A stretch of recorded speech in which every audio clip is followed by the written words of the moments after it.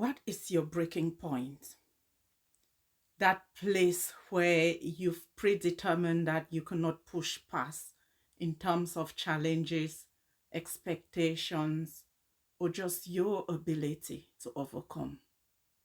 A lot of the times we have those predefined things that we cannot take, things that we decide are deal breakers, things that we already say to ourselves will kill us if they were to happen to us. And somehow our minds register those predictions. And if God forbid those things were to happen, they actually genuinely break us. Or we find out that after all those years of fear, anxiety, and holdback, we can actually push past those limitations. So I ask you again, what is your breaking point? And hopefully this time around, your response is nothing, because that's how powerful we are. That's how elastic our souls are. Because every time we think that this thing will be the end of me, your elastic soul pushes past. We have it within us, but we also limit ourselves when we declare that I cannot take this, I cannot do this.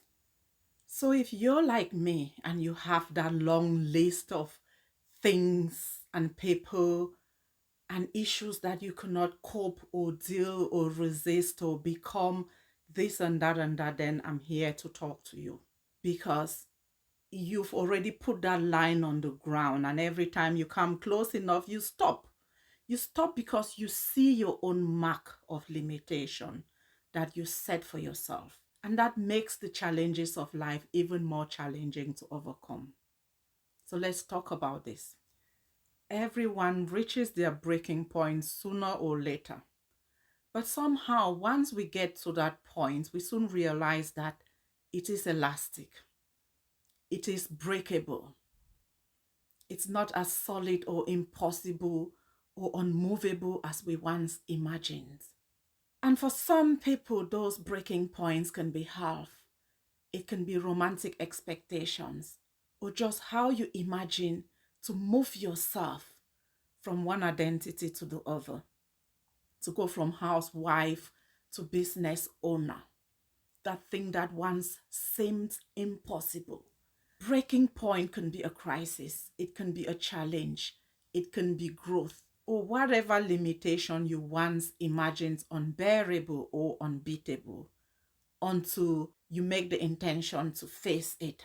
A week ago, I attended a 50th birthday in Italy, and at the end of that day, I said to myself, this was a great day. And it was. It was truly amazing.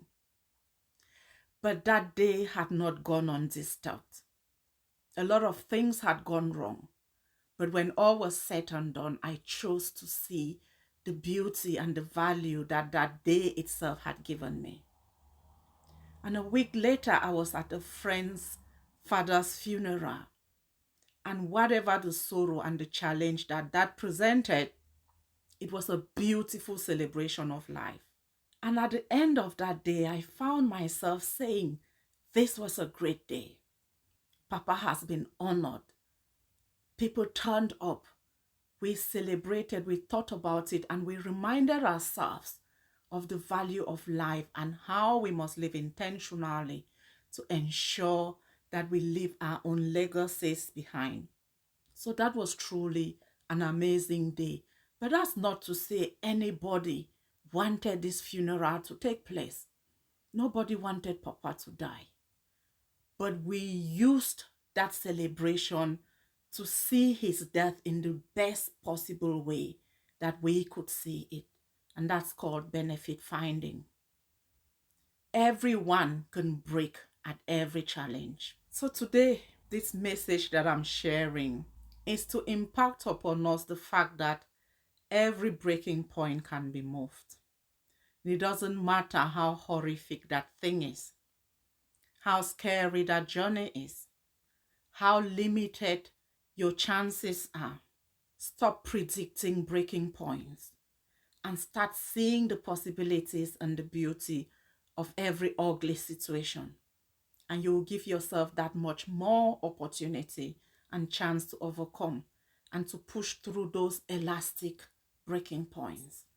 Those preset definitions of our abilities are the things that hold us back, the things that hold us down, because somehow you find yourself exploring those limitations and the injustice that warrants you to move away, to stick to your command and your prediction and not let yourself down.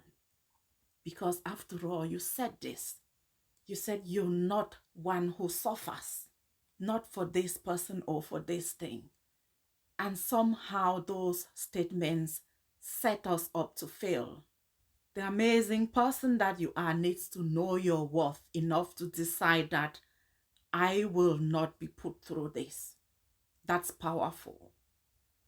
But when that thing that is putting you through it is grief or trauma or society or environment, then that same value warrants you to push out and not sit in the dumps of that crisis.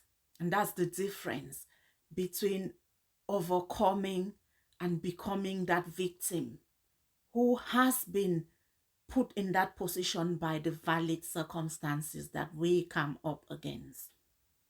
Every single one of us has 200 reasons to lie down and break when we come up against our breaking points. And for you, it can be grief, it can be romance, it can be discrimination, bankruptcy, family dysfunction, and anything that is your non-negotiable or pushes you to that breaking point. But for every single one of those reasons, we also have 200 reasons to keep moving, to keep living, to keep pushing past those elastic and overcomable challenges. So next time anybody asks you what your breaking point is, I hope your response is nothing. Because as much as we have big, mighty, scary things that we can name, none of them will. We have it within us to push through. We have 200 other reasons to be able to push through. We have internal abilities of survival. We have communal abilities and all of those things that give us the ability to break down those barriers, to reach those points which once seemed impossible to us.